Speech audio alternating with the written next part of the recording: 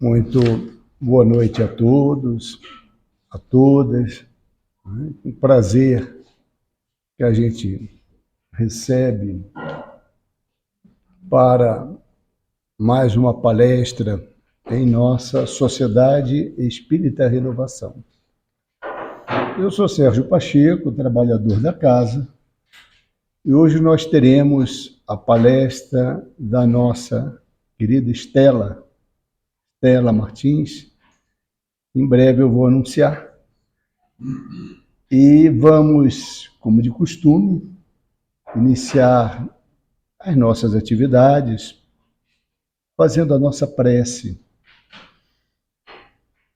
Vamos elevar então nosso pensamento a Deus, nosso Pai, a Jesus, nosso mestre, nosso modelo e nosso guia,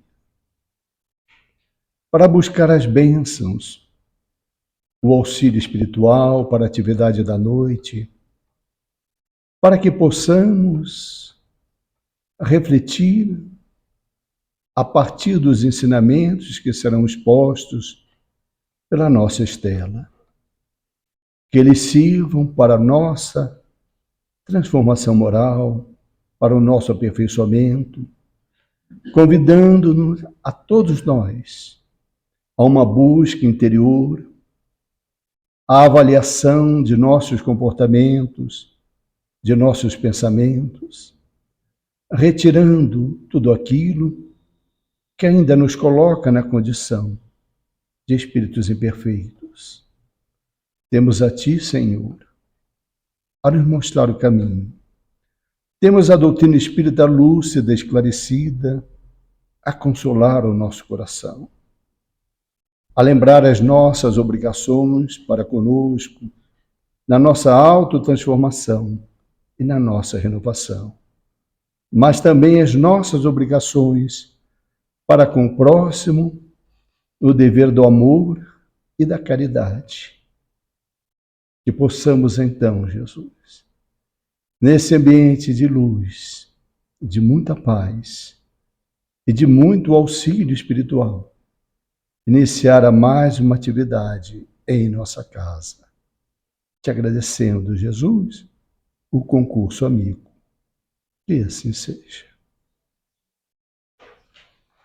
Bem, gente, antes propriamente de passar para a palestra, eu gostaria só de passar em rápidos avisos, dizer que a nossa casa, além da palestra pública, como normalmente fazemos nas quartas-feiras, às 20 horas, nós também temos outras atividades.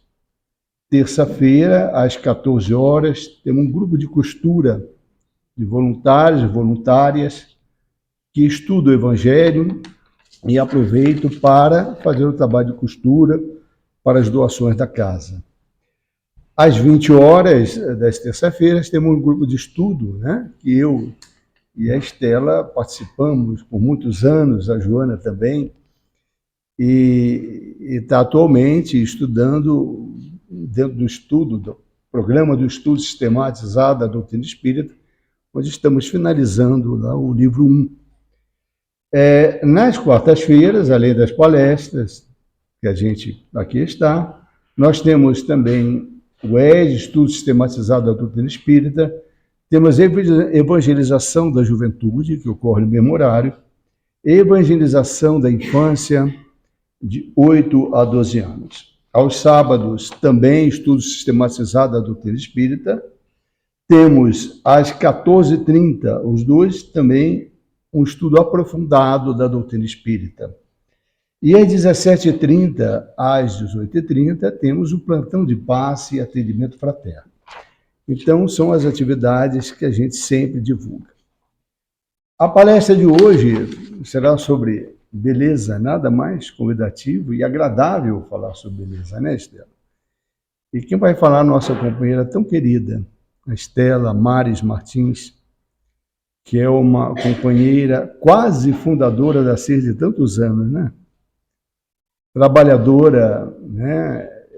Atualmente dirige o departamento de divulgação que opera, inclusive, as mídias sociais, que ela certamente, lá no final, ela sempre vai fazer vai dar uma palhinha para contar do trabalho, da importante tarefa no canal do YouTube da Sociedade Espírita Renovação e também nas mídias, Instagram, Facebook, Twitter, e que a Estela está já tendo assumido desempenhado várias atividades importantes e de direção nossa casa, inclusive da direção doutrinária, tão importante. Então, vamos ouvi-la. Profissionalmente, ela é designer. E nada como atestar a sua qualidade profissional nas próprias apresentações que ela sempre faz aqui, não só o seu trabalho, né, com muito amor, com muito carinho. Vamos ouvi-la, então, Estela.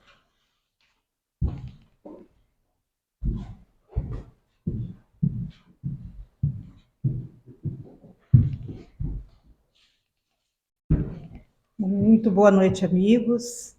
É um prazer estar aqui com vocês e rogamos que Jesus nos abençoe e nos dê da sua paz. O tema que nós escolhemos para conversar a noite de hoje vamos falar sobre a beleza. Não a beleza ou uma beleza ou a beleza de alguma coisa específica, mas vamos tratar de conversar um pouco sobre essa ideia, né? esse valor e como é que nós nos relacionamos com ele.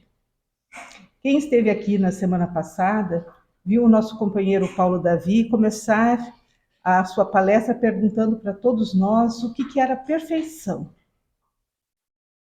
E é interessante que, normalmente, nós começamos as nossas conversas exatamente com o significado de determinadas palavras que nós usamos no nosso cotidiano. Sabemos como colocá-la nas frases, sabemos o seu sentido, mas quando alguém nos pede para dar uma explicação, o que é determinado conceito, às vezes a gente fica meio atrapalhado. Então, eu me lembro que a grande maioria das pessoas disse assim, que perfeição é aquilo que é perfeito. E se eu perguntasse para vocês o que é beleza, vocês iriam dizer para mim o quê? Aquilo que é belo, aquilo que é bonito. Certo? Então, vamos ver aqui alguns conceitos. Eu encontrei essa frase, né, esse trecho, na verdade, que eu gostaria de trazer aqui para a gente conversar a nossa conversa. E essa pós-graduada, né, Flávia, ela diz assim para nós: a beleza é grande, é enorme. Ela toma conta do rosto do homem, das cores e dos traços da pintura e das pautas musicais. Se estende da linha do horizonte até tudo o que há acima e também abaixo dela. Está nas rimas do poeta, na sequência do cinema. A beleza transcende o plano terreno e se manifesta em glória divina. Está naquilo que não se mede em palavras, gestos ou imagens. E está também em tudo isso. Quando eu estava na faculdade, uma grande discussão era sobre a função da arte na sociedade. Vira e mexe a gente escuta, né? Quando a gente fala do problema da guerra, do problema da dor, do problema da falta de alimento, da falta de moradia, das crianças abandonadas, do tráfico de drogas. Parece que nesse mundo em que a gente vive não há lugar para a arte. Ela parece ser algo supérfluo, que é colocado como um adorno sem uma função maior, simplesmente para agradar os nossos olhos. Outros consideram apenas a beleza nos corpos físicos, de uma faixa de vivência da nossa sociedade muito curta, lá dos nossos 18 até os nossos 25 anos, quando o nosso metabolismo, quando todas as nossas funções, né, nos permitem fazer excessos e no outro dia nós estamos lindos, lépidos e fagueiros, assumindo, né, depois de uma noitada de festa, depois numa noitada de diversão. Uma faixa muito curta para quem vive, né? Hoje em dia, 70, 80, 90, quase 100 anos. Então, o que é essa beleza enorme que nós estamos falando aqui?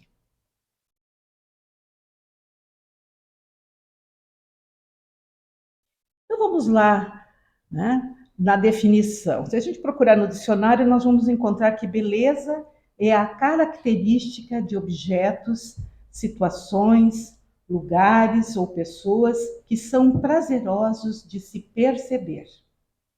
Por exemplo, nós temos beleza na natureza, nos seres humanos, nas obras de arte. Quem de nós já não foi em algum lugar, né? Subiu lá no Morro do Cristo, lá em Guaratuba, né, Joana? E olhou aquele mar maravilhoso. Né? Ou viajou para fora do país e foi visitar, quem sabe, né, algum resort famoso, ou foi visitar as ruínas, né, da Grécia.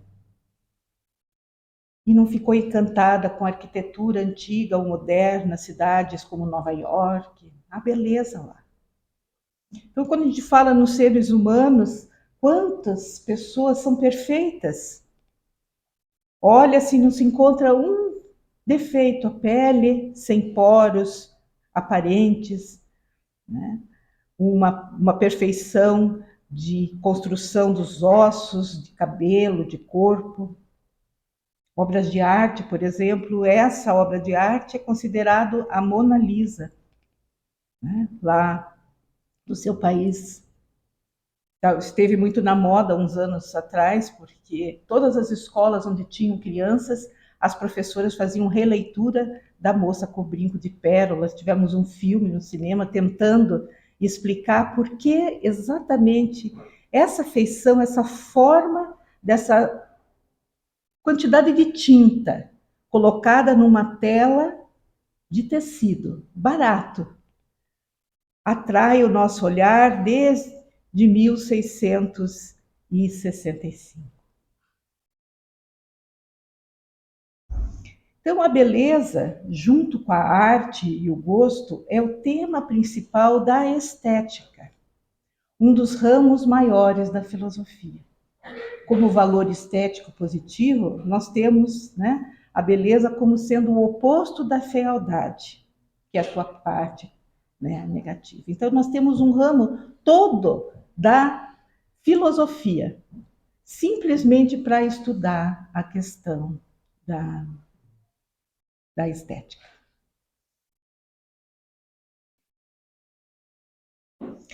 E muito mais. Se nós procurarmos, né, a beleza, a verdade e o bem são chamados valores transcendentais, considerados os três conceitos fundamentais da compreensão humana, segundo a filosofia clássica. Então ele vai se elevando num patamar aonde os filósofos desde a antiguidade estudam exatamente a sua definição, a sua função na sociedade humana, junto com a verdade e o bem. Então, longe de ser apenas um adereço, ele tem uma função que às vezes a gente não percebe. Então, esses valores transcendentais, eles correspondem a três campos, ou melhor, três aspectos do campo de interesse humano. Por exemplo, a ciência estuda a verdade através da lógica. As artes estudam a beleza através da estética. E a religião estuda a bondade através da ética. Então, quando a gente ouve hoje falar de estética, a gente fica pensando apenas nas correções que a moderna ciência, né, da cosmetologia nos oferece, né?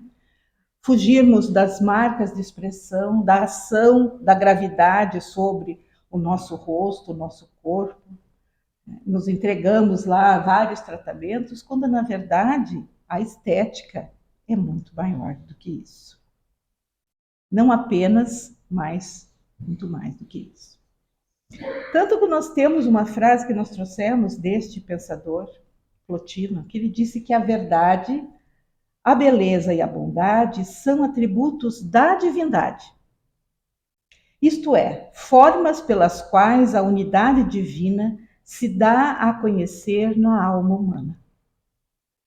Então, já desde esse pensamento da antiguidade, nós vemos que não podemos conceber essa ideia de Deus sem que ele seja verdadeiro, sem que ele seja belo e sem que ele seja bom. Então, esses conceitos vão subindo até estarem num patamar onde todos esses valores transcendentais eles ficam acima das nossas questões humanas. Ficam no campo das ideias, aonde a perfeição ela pode ser absoluta.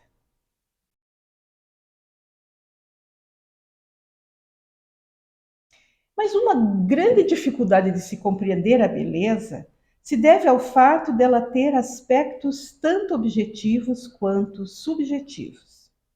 Ela é vista como uma propriedade das coisas e também como dependente da resposta emocional dos observadores. Na minha vida profissional, eu trabalhei com muitos colegas de trabalho que diziam assim, que gosto a gente não discute, a gente lamenta, né? Porque o gosto é pessoal, tem uma relação muito profunda com a nossa própria visão de mundo, das nossas experiências humanas, da forma como nós fomos educados e da forma como nós fomos apresentados à beleza. E a beleza foi apresentada a nós. Então, nós temos aqui diversas manifestações de gosto. Mas também a estética estuda que existem conceitos que são gerais. Existem linhas que norteiam essa nossa compreensão da própria beleza. Nós falamos que a beleza, né, nos slides atrás, ela estava intimamente ligada com a bondade e a verdade. Tanto que algo que se apresenta, muitas vezes, esteticamente belo, se não tiver o acompanhamento da verdade e do bem, ele deixa de ser bonito. Normalmente, quando a gente assiste os filmes lá da Disney, presta atenção, né? Os mocinhos são sempre belos, as jovens têm aquela cinturinha bem fininha, o narizinho de forma de botão, olhos grandes, fala delicada, né? E os vilões são sempre gordinhos, né? Tem nariz grande, uma pele às vezes meio esverdeada ou às vezes meio acinzentada, porque são ideias que nós temos da fealdade. Mas muitas vezes nós encontramos casos de psicopatas que são belos, educados, gentis e que trazem dentro da alma uma escuridão, uma feiura que a gente não percebe pela parte externa. Mas se conversarmos, se entrarmos dentro daquela cabeça, nós vamos ver que muitas vezes o exterior não condiz com o interior. Por isso que aquele dito popular de que a beleza está nos olhos de quem vê é uma grande verdade. E ela é uma verdade muito mais profunda do que apenas uma questão de gosto.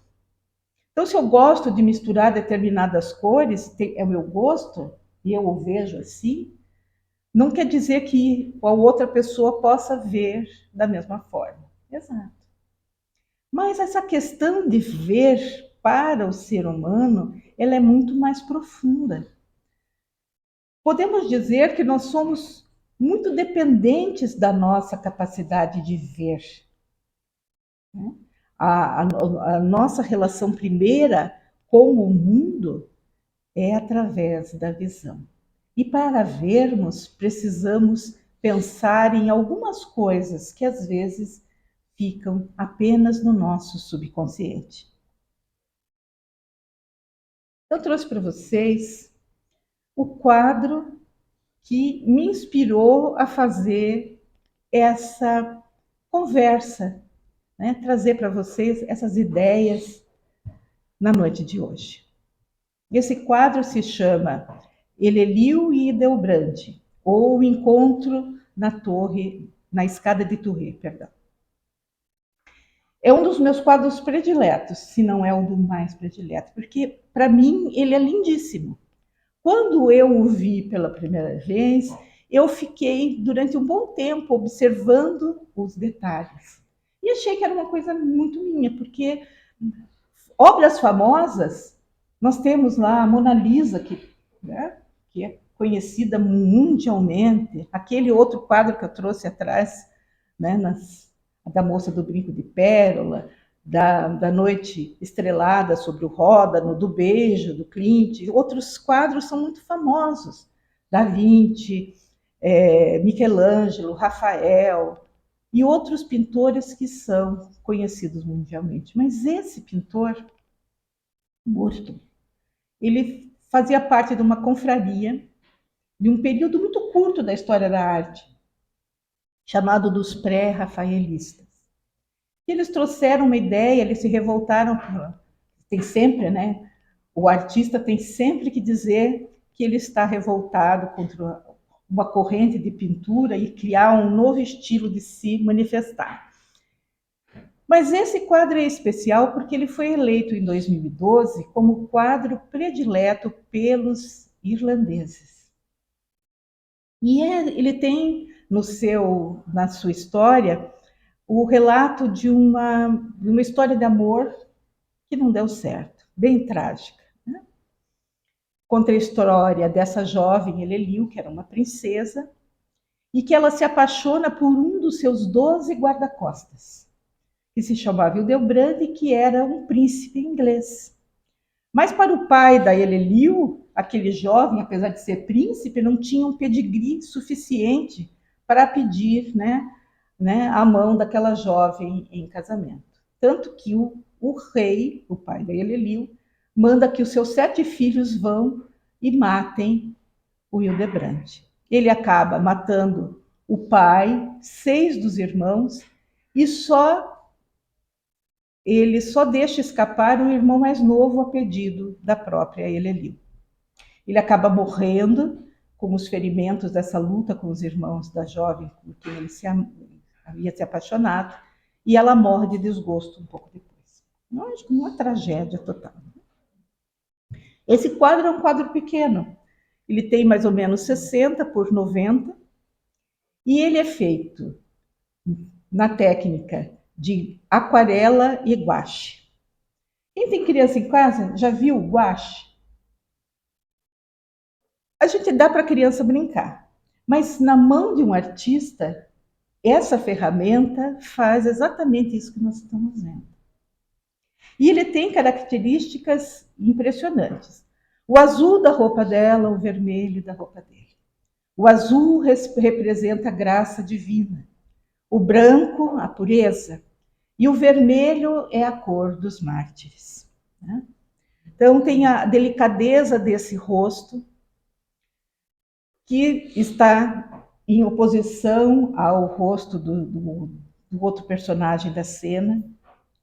Daí nós vemos esse jovem abraçar o braço dessa mulher, sem tocar pele com pele. Ele vestido com armadura, abraçado e se despedindo dela. Nós vemos as pequenas flores no final, que são sonhos de amor dessa jovem despedaçados e caídos. E esse quadro, ele apareceu para mim, né, numa reportagem que eu li de um jornalista chamado, agora esqueci o nome dele, Jacinto Anton, numa reportagem do jornal El País, de 2017, falando que ele teve um momento de êxtase, porque quando ele soube que ele ia visitar o museu na Irlanda, ia ver essa obra de perto, ele ficou, né, em estado de euforia. E quando ele olhou o quadro, ele teve um momento de êxtase. Tanto que ele ficou com medo de agarrar o quadro e sair correndo do museu, porque esse é um fator também quando nós vemos alguma coisa muito bela. Nós temos vontade de levar ele embora conosco, fazer parte da nossa vida. E ele brinca na reportagem que ele poderia cometer até o desatino de pegar e acabar comendo o quadro, de tão lindo que ele o achou. Daí ele fala também dessa mãozinha da jovem, uma mãozinha, né, tão terna, sem querer pegar nada que estava aí ao seu alcance. É um quadro lindo, que no consenso a gente pode ver nessa composição a beleza ali colocada. Daí eu vou trazer para vocês um outro quadro. Nós podemos até, num momento, ter uma certa repulsa desta mesma pintura. Cristo morto. Se nós olharmos com cuidado, nós vamos ver as feridas nesse corpo, onde não há beleza na morte, há apenas a desesperança. Temos a marca da lança sobre as costelas, a marca dos cravos nas mãos e dos pés, onde a gente já vê, né, o escurecimento da pele pelo próprio processo da morte. E esse quadro causou, muitos anos antes de 2017, no ano de 1867, um estado de êxtase da mesma forma como aquele que nós narramos do jornalista espanhol. Em nada mais, nada menos do que no personagem de Dostoiévski. Quando ele viu esse quadro exposto, esse é um quadro grande, ele tem mais de 2 metros, e ele é estreito, ele passa essa sensação do sepultamento, né? do momento de profunda angústia. E ele ficou quase 20 minutos diante desse quadro e depois ele teve uma crise epilética. E a visão desse quadro, que para nós nós podemos dizer, nossa, é um quadro feio, porque ele retrata um momento terrível. Para ele foi exatamente um momento de beleza. Tanto que ele vai escrever um livro chamado O Idiota, em que toda essa personalidade de Jesus, das ideias cristãs, aparecem num personagem chamado Príncipe Mushkin. Me perdoem a pronúncia, até não quero pronunciar alguns nomes aqui, porque eu não saberia pronunciar perfeitamente. Em que ele é um misto de Jesus com um Dom Quixote. E nesse livro ele diz uma frase que para nós é bem interessante. Ele diz: a beleza salvará o mundo. Na boca do idiota, isso parece uma idiotice. Porque para a sociedade materialista, Jesus também era um pouco idiota. Porque ele conseguia ver beleza, bondade, o bem nos seus inimigos. Ele tratava todos de uma forma completamente diferente. Ele não olhava o exterior, porque para ele não interessava se a pessoa era um ladrão, se era um doutor da lei, se era uma mulher prostituída ou se era uma dona de casa. Ele via o interior de cada um. E muito mais do que isso, ele via a beleza que residia em cada um de nós. Então, nós vamos pensar junto com esse outro filósofo já moderno, que se há alguém indiferente à beleza, sem dúvida é porque não a percebe. Então, muitas vezes a beleza passa sozinha, como dizia, né, a música, né, da Garota de Ipanema. A beleza passa ao nosso lado e a nossa incapacidade de vê-la. A incapacidade nossa de perceber a sua existência.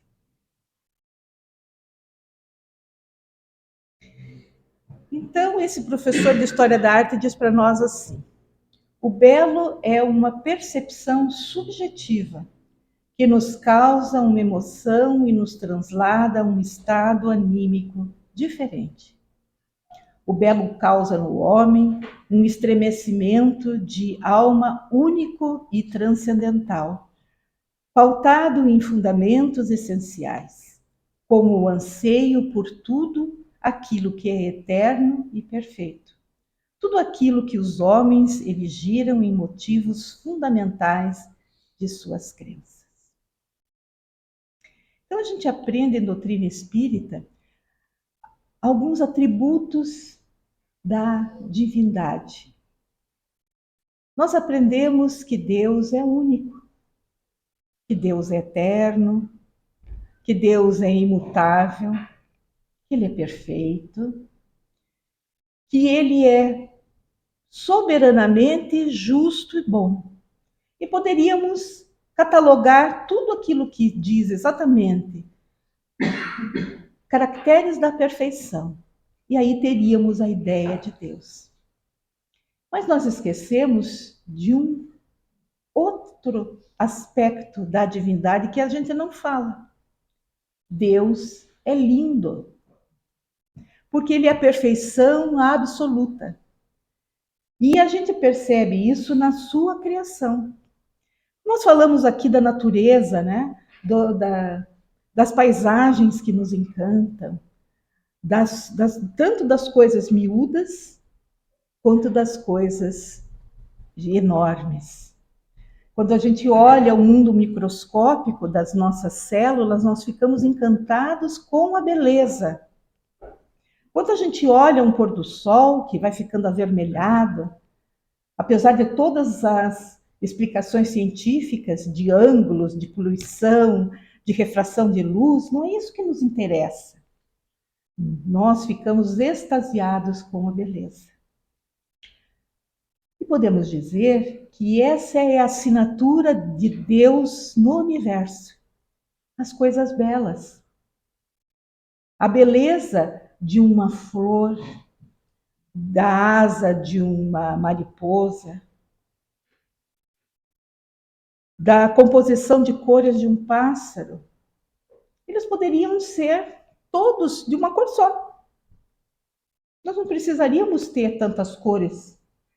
Mas porque Deus é perfeito e a sua criação é bela, nós percebemos a beleza de Deus ao nosso redor. Então, como nós somos filhos de Deus, nós temos a capacidade de ver a beleza. Uma rosa não diz assim, eu sou linda, mas nós dizemos, essa rosa é linda.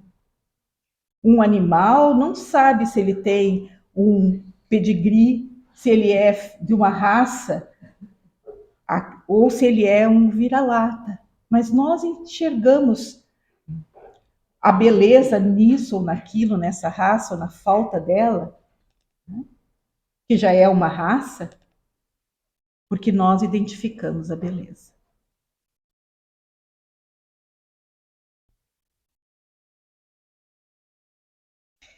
Então, nós encontramos uma pergunta que diz assim: eu queria entender qual pode ser a finalidade da beleza no universo. Não será um escolho que serve de provação? E se a beleza não existisse, a gente não ficaria correndo atrás dela, não é verdade? Nós não ficaríamos sofrendo. Quantos crimes nós vemos porque a pessoa é bela demais e aquele que não consegue, né, possuir essa beleza comete crimes para tê-la. Joias, sequestro de pessoas e muitos outros, né, comportamentos bizarros que nós vemos por aí. E a resposta é bem interessante. Está lá na Revista Espírita de maio de 61. E diz assim: cresce em tudo o que se espera. Espera-se tudo o que se ama. Ama-se tudo o que é belo. Assim, a beleza contribui para fortalecer a fé. Se muitas vezes ela se torna uma tentação, não é por causa da beleza em si, que é um atributo das obras de Deus, mas por causa das paixões que, semelhante às arpias, fanam tudo o que toca. Então, o problema não está na beleza da joia, na beleza da pessoa, na beleza do ambiente, está na nossa incapacidade de lidar com aquilo que nós não podemos possuir e que não podemos reter. Eu trouxe para vocês mais algumas imagens e mais alguns pequenos arrazoados. Como nós já tínhamos dito antes, o senso de beleza é naturalmente humano. Temos a capacidade de perceber o sentimento da beleza. É mais uma capacidade da gente sentir e identificar a beleza onde quer que ela esteja. É o que a gente chama de estesia, a gente fica extasiado. Nesse estado, né, de nirvana, ficamos zen, ficamos, né, fora da nossa vibração normal. O amor e a beleza andam de mãos dadas, sendo por vezes indissociáveis. Dificilmente não se encontra beleza de onde provém o amor. E mais uma vez vem à nossa mente aquela frase, né? A beleza está nos olhos de quem vê. Porque aquilo que a gente ama para nós é lindo. Os nossos entes amados, eles podem envelhecer e eles serão sempre amados, porque a beleza física se transforma da criança para o adolescente, do adolescente para o adulto, do adulto para o velho, mas o amor continua o mesmo. Então, esses dois estão sempre lá juntinhos. E diz-nos Leon Denis que o amor é sempre um esforço para a beleza. Eu sempre gosto de colocar Leon Denis nos meus arrazoados, porque eu acho impressionante a forma dele escrever.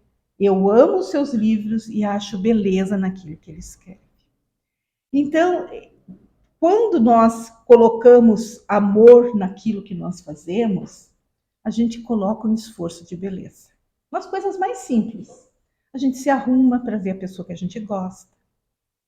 E é interessante porque a gente vê todos os rostos, menos o nosso. Nós nunca vamos ver o nosso rosto com os nossos próprios olhos. Só vemos o reflexo, né, que nós temos. E mesmo assim a gente passa horas na frente do espelho ou na frente do celular tirando selfies, né? Meu Deus é muito sábio, né? Porque ele ajuda-nos a não sermos tão vaidosos quanto nós somos. Mas voltando para o esforço da beleza, a gente arruma a mesa, a gente escolhe, né, a cor do carro, a gente faz, né, determinadas arrumações na nossa casa, sempre um esforço de beleza para as coisas que nós amamos. Então, ao contemplar a beleza, a alma emerge de seu mergulho nas coisas meramente sensuais e concretas e ascende a uma esfera superior. Então, quando nós buscamos esse sentimento mais profundo de beleza, nós entramos numa outra vibração. Por isso que às vezes a gente olha determinados casais e diz assim, nossa, ele é tão bonito, dizendo, puxa, ele podia arranjar, né, uma outra companheira mais bonita, mas para aquele casal, aquele equilíbrio é perfeito, porque ele a olha com olhos diferentes. E assim vice-versa, em outras questões que não sejam apenas das relações românticas. Está lá na nossa capacidade de ver a beleza em determinadas profissões, em determinados momentos da nossa vida. Por exemplo, as nossas mães, elas põem tanta beleza na maternidade que para os filhos não há, né, coisas que elas não façam. Passar as noites sem dormir, às vezes deixar de comer para alimentar seus filhos. né? Pensar naquela sua prole antes dela mesma, da sua segurança, porque há muito amor e muita beleza na maternidade. E a beleza está em toda parte, como um reflexo do espírito sobre o corpo, lá da Revista Espírita também. Então, às vezes, a pessoa não seria considerada uma pessoa bela, mas há tanta beleza no seu espírito que ela se derrama sobre o corpo. E nós ficamos embevecidos, extasiados com aquela personalidade. Porque o corpo passa a ser apenas um objeto, mas a essência daquela pessoa, ela transcende os limites corporais. E, de novo, do Leon Denis, ele diz para nós assim, que Deus gera e chama o amor, porque é a beleza infinita, perfeita, e é propriedade da beleza provocar o amor. Mais uma vez, aquele conceito de amor e beleza juntos de nós. E é muito interessante, porque esse quadro aqui representa essas personagens da mitologia. Psique, que é a alma, que é a jovem ali com asinhas de borboleta. A figura de Eros, que é o amor, no jovem belo de asas muito brancas, que é filho da beleza. Então, o amor, a alma e a beleza estão sempre unidas. E esse conto, ele é muito interessante, porque ele relata exatamente essa nossa busca, a busca da alma pelo amor. Porque ele se apresenta, ele casa-se, o Eros casa-se com a Psique, e a única coisa que ele coloca para ela é que ela nunca poderá ver seu rosto. Tanto que ele a coloca numa casa, no alto de uma montanha, e ele só aparece à noite, e as luzes têm que estar todas apagadas. E as suas irmãs, que são muito invejosas, dizem para Psique assim, não, ele deve ser um monstro. Por isso que ele não quer que você veja seu rosto.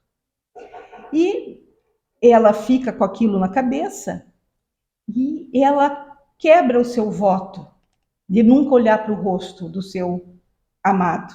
Ela acende uma vela e vai olhar enquanto ele está dormindo.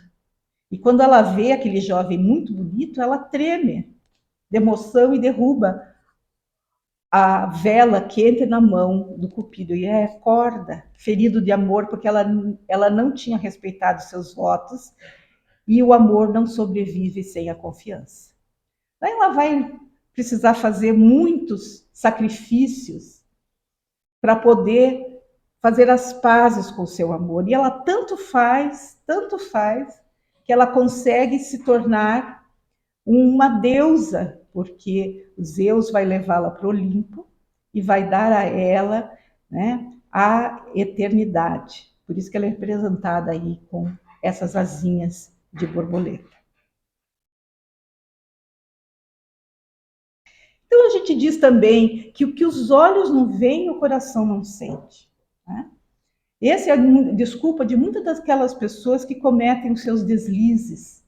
Né? Se a pessoa não está vendo, ninguém vai sentir.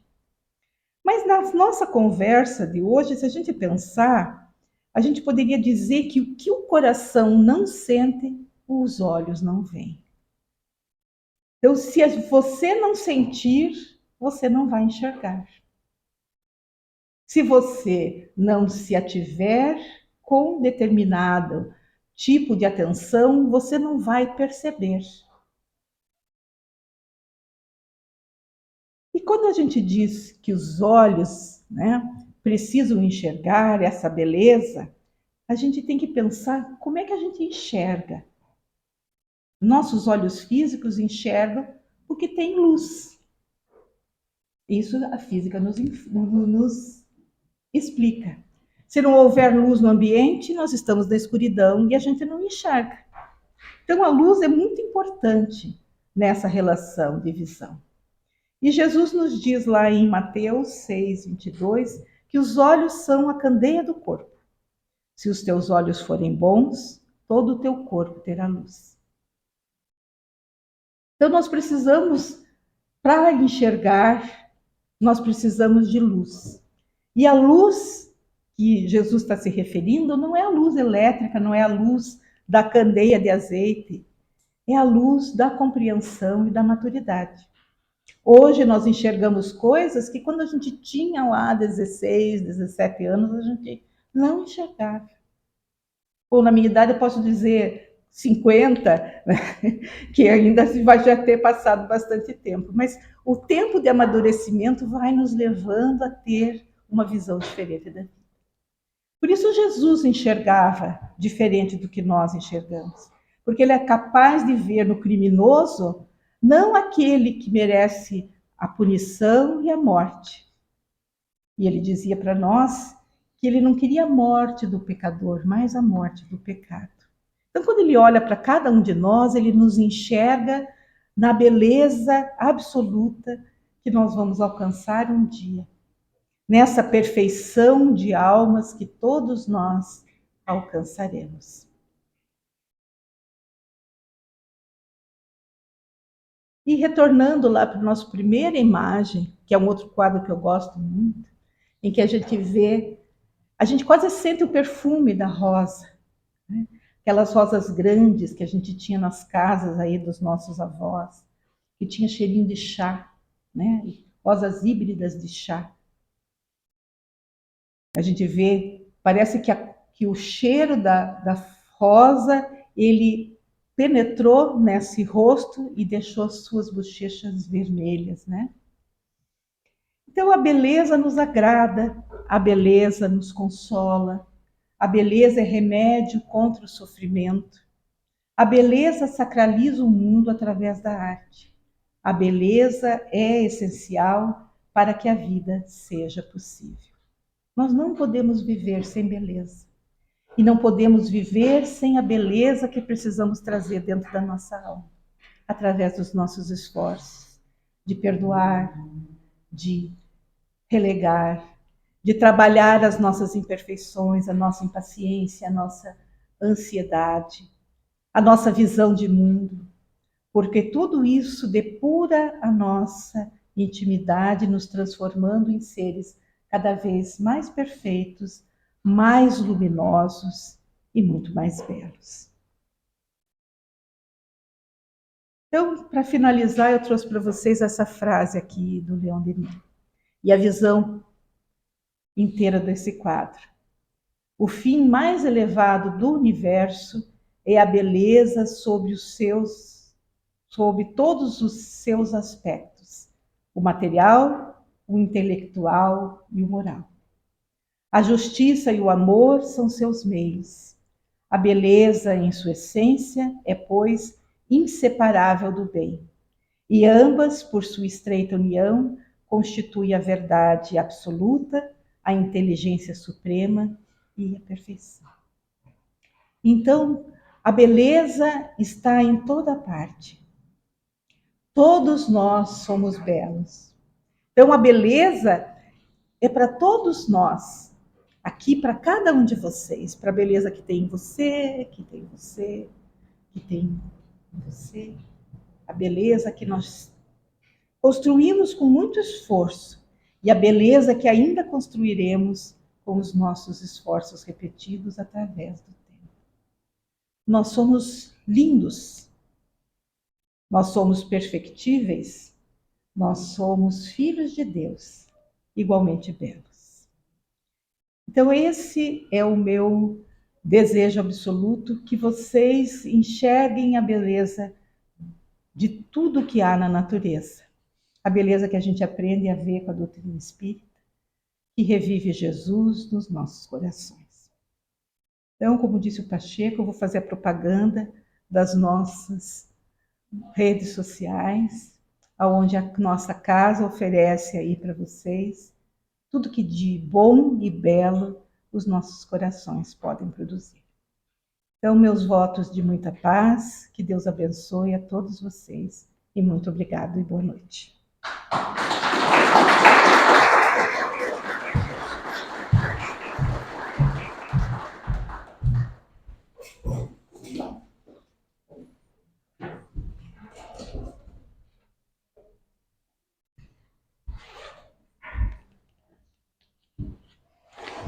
Agradecer a Estela, né? Bela palestra, né? O belo, né?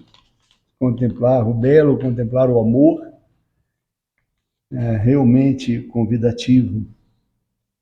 Nós, encerrando a nossa atividade, lembrando que nós vamos oferecer o passe, todos estão convidados, mas não é obrigatório, né? Aqueles que desejarem vão ser chamados aos poucos, né? Logo após a gente fazer a nossa prece final. Tá? Agradecer a presença de todos, né? E mais uma vez a bela palestra da nossa querida Estela. Vamos fazer uma oração, que é uma oração trazida pelo Espírito André Luiz, pela psicografia de Francisco Cândido Xavier, nosso saudoso Chico. E é uma oração que leva o nosso pensamento a Jesus, rogando a Ele para que tenhamos o poder de operar a própria conversão, para que o teu reino de amor seja, Jesus, irradiado do centro de nós mesmos.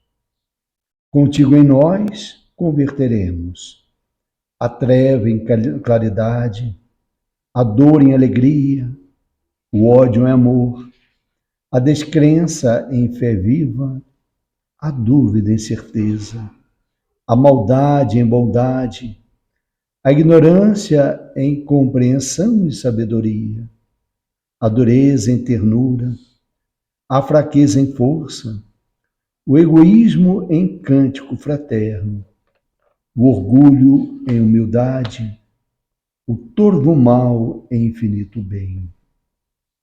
Sabemos, Senhor Jesus, que de nós mesmos somente possuímos a inferioridade de que nos devemos desvencilhar. Mas unidos a Ti, somos galhos frutíferos na árvore dos séculos que as tempestades da experiência jamais deceparão. Assim, pois, Mestre amoroso, digna-te de comparecermos, de ampararmos, a fim de que nos elevemos ao encontro de tuas mãos, sábias e compassivas, que nos erguerão na inutilidade para o serviço da cooperação divina, agora e para sempre. Rogamos a Ti, Senhor Jesus, amplia-nos as percepções, em especial do belo, das belezas da vida, objetivando o nosso progresso moral de forma fraterna e solidária, amando e servindo em Teu nome, Jesus. E assim seja.